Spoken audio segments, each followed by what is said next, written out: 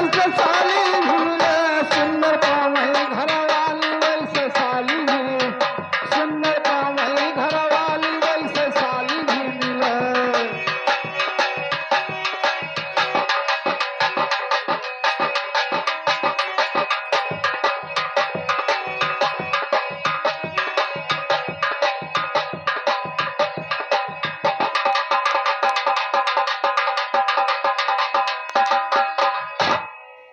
नैहर और ससुर से तू रहले भाग्यशाली और मुस्की मारे दैक लाली वैसे साले हो मुस्की मारे दैक लाली वैसे साले हो।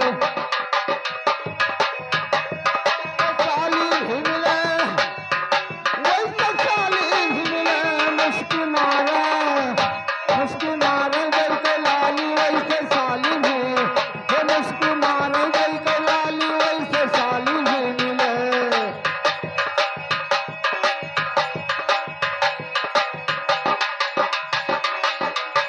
घरवाली वैसे साली भी सुंदर पावई घरवाली वैसे साली भी मिले।